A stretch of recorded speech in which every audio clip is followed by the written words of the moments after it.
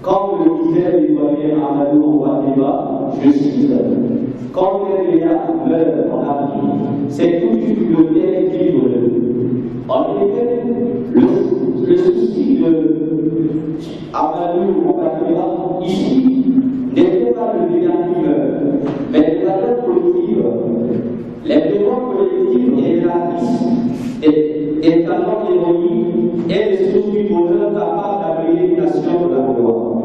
C'est ainsi que nous, éditions de la Moussou, avons compris qu'il était probablement temps pour la jeunesse, les jeunes gens africains, devraient s'engager à secourir les dégâts, reprendre leurs élèves missionnaires afin de devenir des nouveaux pions qui révéleront au monde entier les exploits des grands personnages qui ont marqué notre passé, surtout ceux-là qui se sont voués corps et âme à sacrifier leur vie pour révéler leur partie condamnée à être trouvée au sol. C'est dans cet cadre missionnaire et commémoratif que vient s'inscrire l'écrivain chercheur Azaro Guerrero en mettant à jour ce nouveau livre qui aurait pu en ce jour intitulé Vaincre ou mourir. De ce livre que l'Afrique en général et le Congo en particulier avaient désormais besoin des hommes patriotes qui s'engagent pour empêcher l'extension populaire de la mémoire de leurs héros nationaux, vu l'urgence en cours.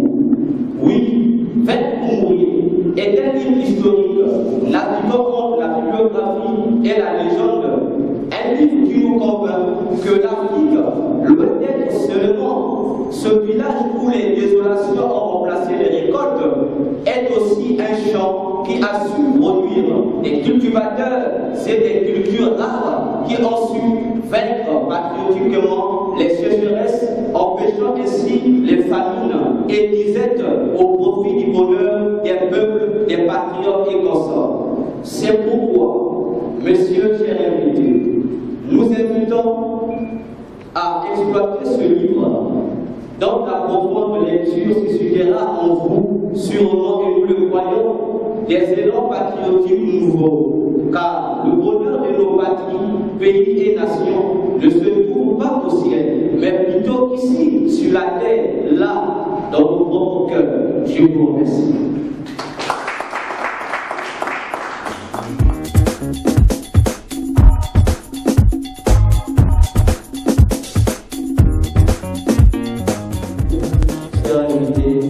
Lorsque la séance est levée, nous avons fini.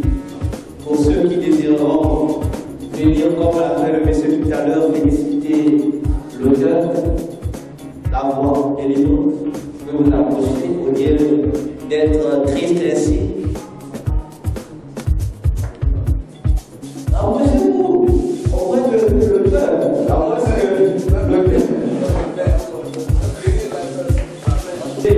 apprêtez les bureaux des éditions pour aller dans les librairies de la place.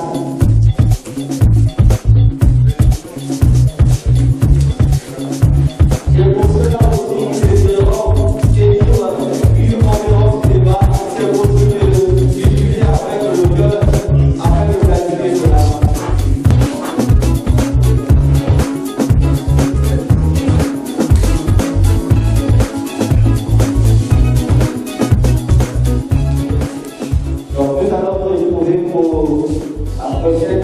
Avec le livre sur la nouvelle, un livre destiné encore pour nous révéler encore un grand personnage de grand mature. En tout cas, ne manquez pas ce rendez-vous. Le grand mature. Oui, on dit mature. Voilà. Mais nous le connaissons sous le nom de Mathieu Mangoma. Nous avons là M. Vereste KNT, le responsable de l'édition Le Zaboussou, qui a contribué énormément sur la production du livre Vaincre ou mourir à la mémoire du président Marien Ngouabi. Donc nous devons lui poser quelques questions. D'abord, monsieur l'éditeur, que dites-vous de l'intérêt que vous avez trouvé à publier cet ouvrage-là? Merci. L'intérêt que j'ai trouvé pour accepter de publier ce livre est tellement grand. Grand parce que j'ai découvert dans le livre certains éléments qui vont de pair avec la mission dont nous nous sommes accaparés et acceptés de faire. C'est-à-dire la mission qui consiste à apprendre à valoriser nos héros africains, à apprendre à apporter aux Africains qui sont en perte de repère leur passé, c'est-à-dire leur histoire. En lisant ce manuscrit, j'ai vraiment été émerveillé parce que l'auteur m'a introduit dans un passé dont moi-même j'ignorais. Pourtant, Marien Ngouabi est pour nous un chant populaire au Congo, mais entrer en profondeur de ce qui a été Marien Ngouabi et de ce qu'il a fait est plutôt quelque chose de rare. Ok, merci. Je vous ai suivi en long et en large, mais je pense que est-ce que produire un livre au Congo paraît simple ou bien c'est vraiment une chose qui paraît très très très difficile au Congo? Produire un livre au Congo, si je pourrais paraphraser Marien Ngouabi, je dirais que actuellement c'est une mission quasiment impossible. Pourquoi impossible? Parce que nous n'avons plus au Congo un leader politique comme l'était Marien Ngouabi qui s'imprégnait corps âme esprit pour mettre en valeur les œuvres culturelles. Autrement dit, les livres, lui qui se permettait même d'accompagner les artistes dans leurs œuvres. Parce qu'au Congo ici, publier ne fût-ce que 5 livres est un problème. Risquera même d'aller 5 livres seulement, d'aller à 300 000, 5 exemplaires. Et si vous essayez encore d'augmenter le nombre, c'est pire. Et nous connaissons que dans notre pays, vu les crises qui sont en train de s'abattre, il est difficile, surtout pour les jeunes écrivains, d'avoir ces moyens de publier leurs œuvres. C'est pourquoi nous lançons un vibrant appel au ministère de la Culture, si on pourrait au moins penser aux écrivains, penser à faciliter les tâches aux écrivains congolais afin de permettre à chacun d'eux de mettre son œuvre en valeur, cela sera vraiment une bonne chose pour nous. Je vous ai compris. Je vois vraiment que vous avez vraiment le souci pour que le livre puisse prendre de l'ampleur au Congo. Mais il y a encore une question qui se pose. Quelle est la valeur, c'est-à-dire quelle est la valeur que le marché congolais accorde au livre? C'est-à-dire que la valeur que les Congolais eux-mêmes tiennent d'abord à vouloir accorder au livre, c'est quoi? Il y a un penseur qui avait souligné que si vous voulez cacher quelque chose à un Africain, il suffit simplement de le mettre dans un livre.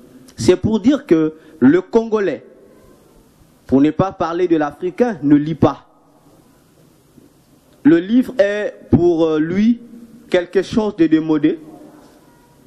On préfère passer le temps à suivre la télévision, à lire les romans, les magazines. Mais lorsqu'on parle d'un livre, du coup, ce sont des mots de tête qui apparaissent ex nihilo, on ne sait pas pourquoi. Donc, le Congolais d'abord a un dégoût total pour les livres.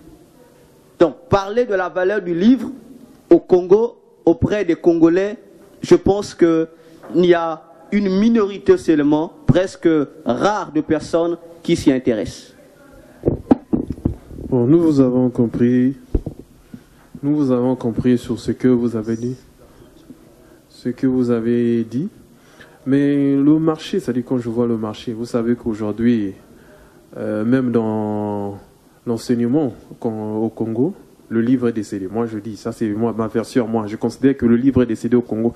Personne n'y accorde de l'importance au livre. Parce que même dans les établissements publics de notre pays, que ce soit primaire, collège, lycées, même à l'université Marien Ngouabi, il est difficile, je dis bien difficile, de voir que les responsables de ces établissements, même pas le ministère, rien que les responsables de ces établissements-là, organisaient même un jour pour le livre au sein de leurs établissements pour pousser soit les étudiants ou les élèves à prendre quand même l'amour au livre. Donc ça, c'est mon avis personnel. Je ne sais pas, chacun de nous pourra juger bon, à la façon dont tu verras mon témoignage. Ma question encore envers vous, monsieur l'éditeur. Est-ce que le département du livre, le Point Noir, ou bien le ministère de la Culture, avait déjà contacté votre édition pour essayer de voir quelles sont les choses que vous pouvez mettre ensemble en route pour redonner un peu de la valeur au livre? De ce côté, le ministère départemental du livre fait de son mieux pour contacter non seulement les éditeurs, mais aussi les écrivains afin de redonner de la valeur au livre.